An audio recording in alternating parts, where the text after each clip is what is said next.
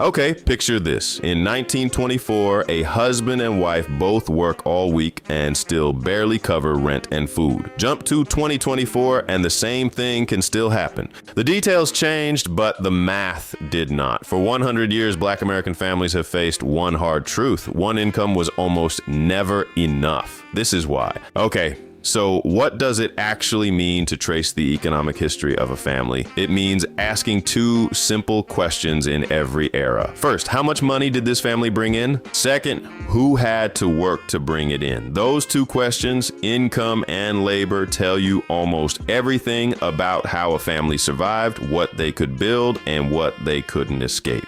We are going to answer both questions for the Black American family in every decade from the 1920s to right now. The answers are not a straight line of progress. They are a sequence of hard choices made inside a system that was not built to include them. All right, the 1920s in America had a nickname, the Roaring Twenties. The economy was booming. Factories were humming. New technologies were changing everyday life. For white middle-class families in the cities, this was a decade of rising wages and rising hope. Black families, by and large, did not get that decade. In the South, most Black families were stuck in a system called sharecropping. A sharecropper is a farmer who works land owned by someone else, then gives a large portion of the crop back to the landowner as payment for using the land and the tools. On paper, it sounds like a business arrangement. In practice, it was near slavery dressed in new clothes. The landowner controlled the prices, controlled the accounting, and controlled the debt. A family could work a full harvest and end the year owing money. That's crazy, right?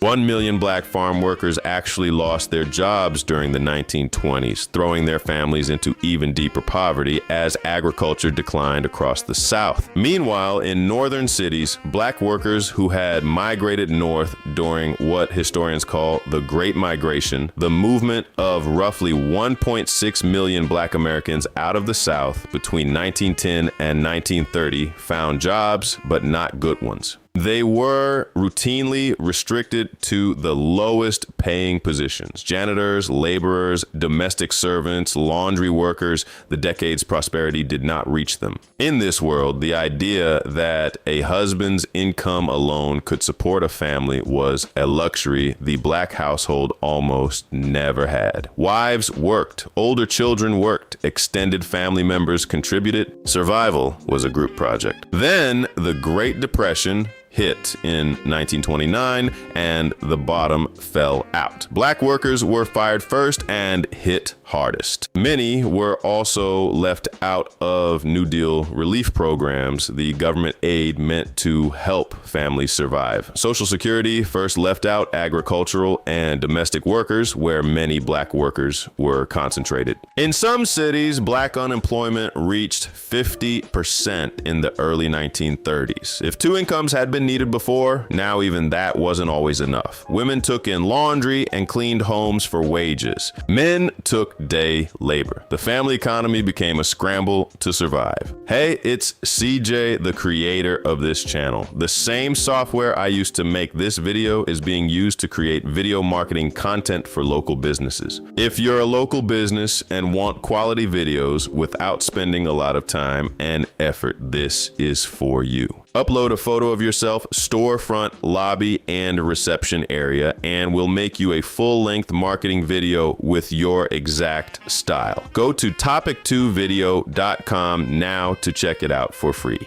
Back to the video. World War II changed the math. When the United States entered the war in 1941, factories needed millions of workers fast. White men were drafted and industrial jobs opened up. In 1941, President Roosevelt signed an order banning discriminatory hiring in defense industries. It did not fix everything, but it opened doors. Black men and women moved into shipyards, steel plants, and munitions factories at wages they had never seen before. A defense worker in the early 1940s might earn 50 to 60 cents an hour. Compared with sharecropping, that was a huge step up. For many families, both spouses were finally earning industrial wages. But after the war, black workers, especially women, were pushed out first. Now, the 1950s are remembered as the golden age of the American family. Suburbs, station wagons, and a husband who could support the household while his wife stayed home. That was real for many white families. For black families, it was mostly not. Segregation kept black and white Americans apart in schools, neighborhoods, and jobs. The GI Bill gave veterans cheap mortgages, college, and business loans, but black veterans were often blocked by banks and segregated colleges. The wealth-building tools of the post-war era were kept out of reach. Black family income in the 1950s averaged about 54 cents for every dollar earned by a white family. Wives in black households kept working at much higher rates, not by choice, but by need. The 1960s brought legal change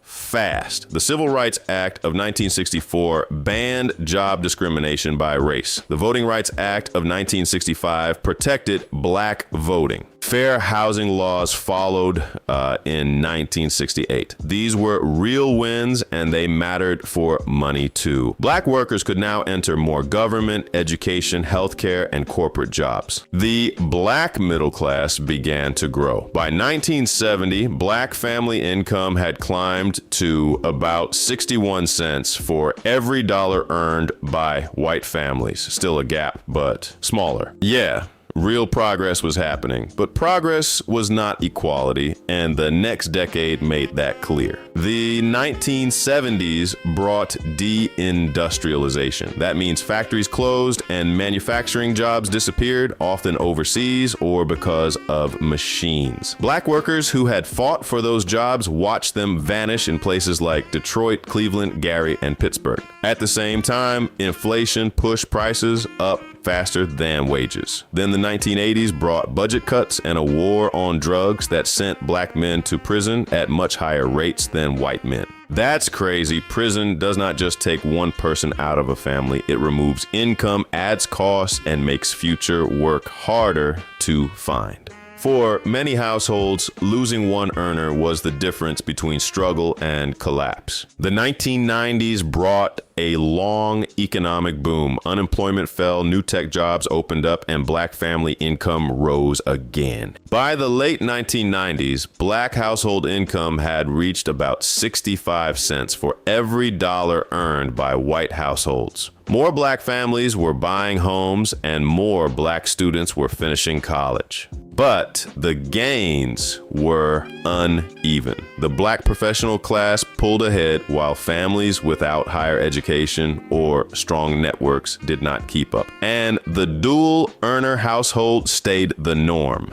Black wives were more likely to work and more likely to work longer hours because the household math still demanded it. The 2000s started with hope. For many black families, a home was the first real shot at building wealth. Home equity, the value of a home after what you owe on it, was often the whole safety net. Then 2008 hit. The housing crash, driven by predatory lending and a broken mortgage system, hit black homeowners especially hard. Black families had been pushed into subprime loans, which are high-interest mortgages with bad terms. When those loans failed, wealth disappeared. From 2005 to 2009, the median wealth of black families fell by 53%. White family wealth fell too, but by about 16%. A decade of gains gone in 4 years, and both spouses were still working through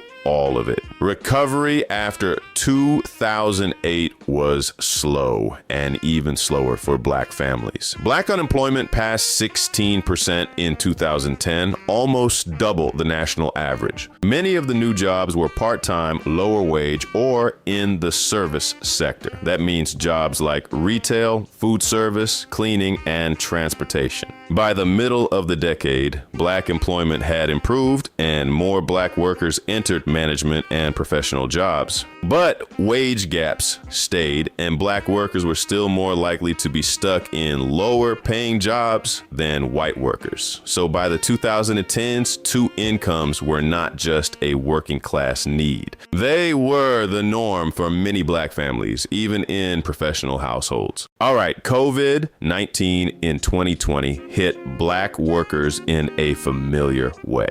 Harder and first, Black workers were overrepresented in essential jobs that could not be done from home and underrepresented in remote professional jobs. Black unemployment jumped in the spring of 2020. Recovery came, but unevenly. In 2022, 43% of white workers were in management and professional jobs, compared with 35% of Black workers. Black workers were more likely to be in service jobs, 21% versus 15%, and in production and transportation jobs, 18% versus 12%. These gaps matter because those jobs pay less. Black women in management and professional jobs earned a median of about $1,127 a week in 2022, while white women earned $1,284. So even when Black families do everything right, the math still runs tighter. Today, for many families, both partners working is still the rule. From sharecropping fields in Alabama to office buildings in Atlanta, from earning next to nothing to earning real salaries. The economic journey of the Black American family across the last 100 years is genuinely one of the most dramatic stories in American history. Real wages rose. Occupational access expanded. The Black middle class grew, legal barriers fell. All of that is true, and none of it should be minimized. But the thread that runs through every single decade, the 1920s, the 1940s, the 1960s, the 1980s, the 2000s, right up to now, is that one income was almost never enough. Both spouses worked, both contributed, not because Black families had some unique cultural attitude toward labor, but because the wages they were offered, the jobs they were allowed to hold, and the wealth building tools they were denied all made the single earner household a mathematical impossibility for most. Survival has always required two, and in a lot of households today, it still does. The families that made it through did so because they kept showing up together decade after decade to a table that was not always set for them. If this history is part of your family's story, you already know what that table looked like. If it isn't, now you do. Hey, it's CJ. Before you go, I want to tell you something. Did you know most business owners don't fail because they have a bad product? They fail because they don't get the word out to enough people, letting them know about their business. If you're a local business owner, topic2video.com is for you. You can input your company's branded materials, and the platform will generate a video with your brand identity embedded in. You can then post the video to Facebook, Instagram, YouTube, your website, and more. It takes 2 minutes to get started. Go to topic2video.com now. I'll see you in the next one.